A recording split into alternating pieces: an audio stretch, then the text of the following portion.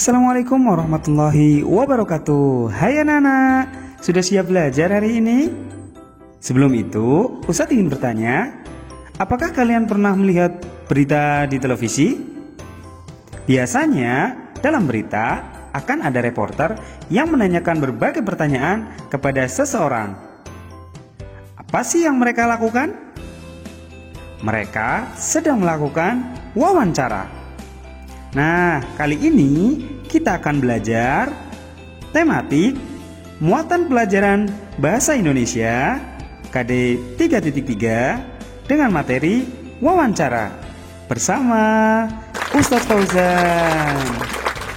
Pikiran yang akan Ustadz bahas di pembelajaran hari ini diantaranya pengertian wawancara, tujuan wawancara, hal-hal yang dilakukan sebelum melaksanakan wawancara, daftar pertanyaan dalam wawancara, narasumber, dan hal-hal yang dilakukan saat sedang dan setelah melakukan wawancara.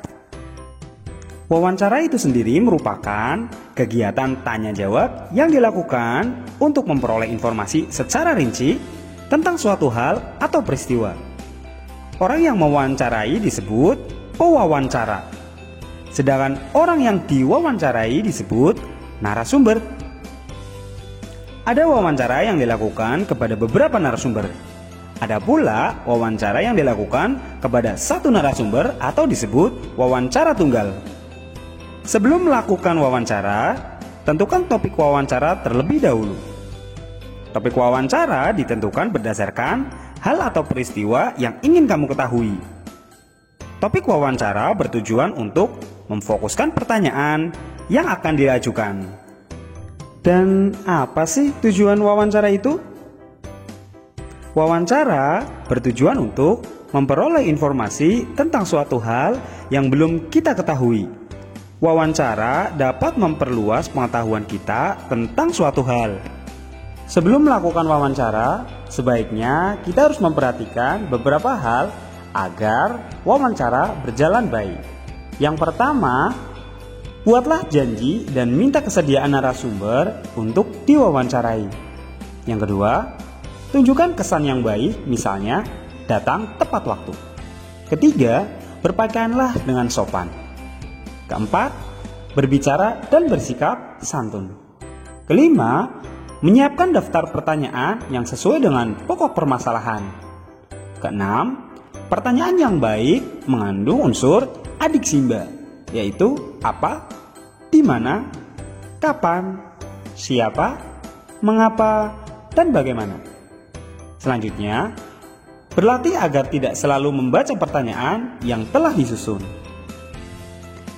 Pertanyaan wawancara dibuat seperti pertanyaan pada umumnya, yaitu menggunakan kalimat tanya. Perhatikan fungsi penggunaan kata tanya berikut ini. Apa? Berfungsi untuk menanyakan hal atau peristiwa yang terjadi. Kata apa dapat digunakan untuk mengawali wawancara, yaitu menanyakan hal yang bersifat umum.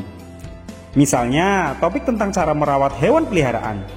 Contoh pertanyaannya, apa hewan yang Bapak pelihara? Nah, mudah bukan? Kata berapa berfungsi untuk menanyakan jumlah. Contoh pertanyaannya, berapa banyak hewan yang dipelihara oleh Bapak? Sedangkan kata siapa berfungsi untuk menanyakan pelaku atau orang yang terlibat dalam peristiwa.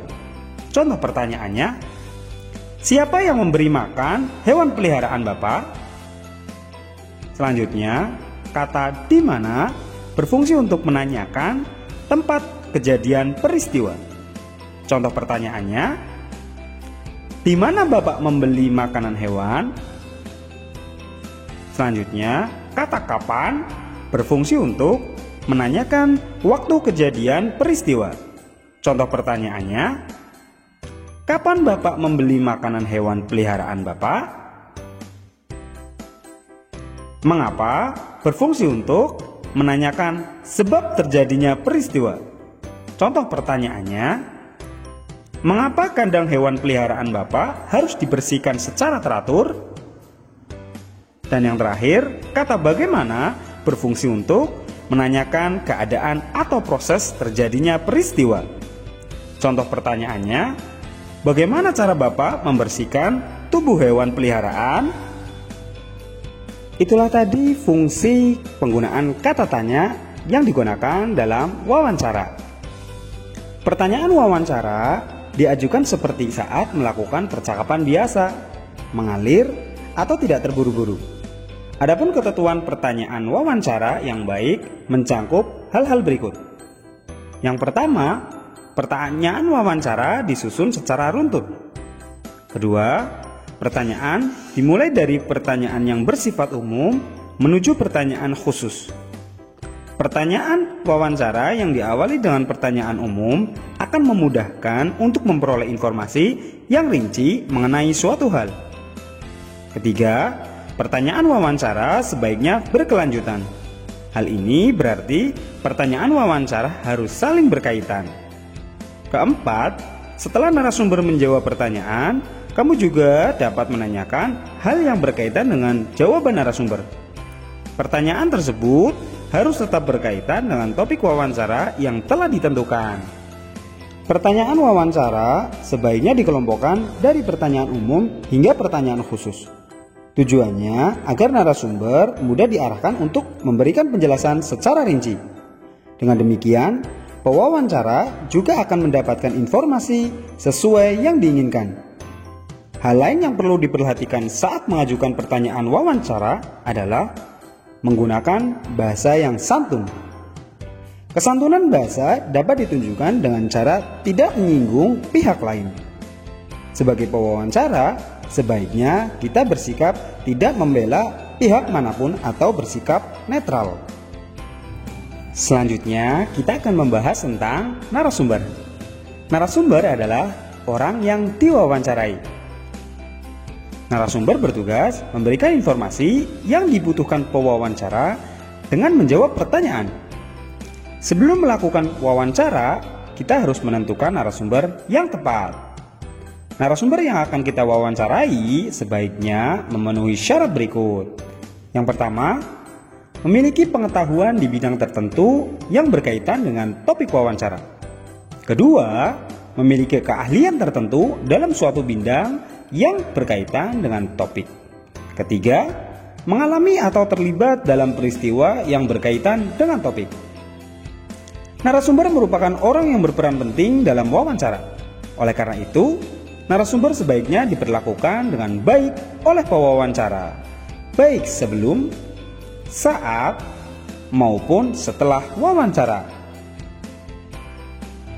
Hal-hal yang perlu diperhatikan saat sedang melakukan wawancara diantaranya: yang pertama, perkenalkan diri sebelum wawancara.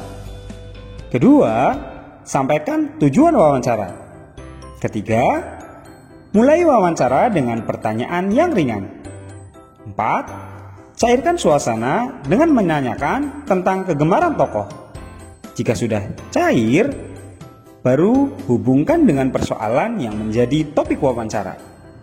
5. Sebutkan nama narasumber secara lengkap. 6.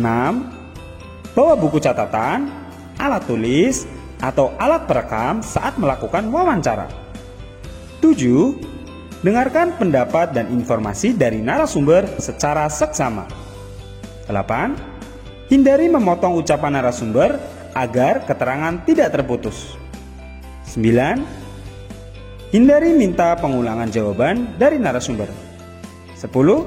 Hindari pertanyaan yang berbelit-belit. 11. Hormati petunjuk narasumber. 12. Hindari pertanyaan yang menyinggung dan menyudutkan narasumber. 13. Mampu mengambil kesimpulan dan tidak semua jawaban dicatat. Setelah wawancara dilaksanakan, selanjutnya mohonlah diri kepada narasumber. Yang kedua, ucapkanlah terima kasih kepada narasumber karena telah memberikan informasi yang kita butuhkan. Yang ketiga, sampaikanlah permohonan maaf jika selama wawancara ada hal yang kurang berkenan. Bagaimana pelajaran hari ini? Mudah bukan?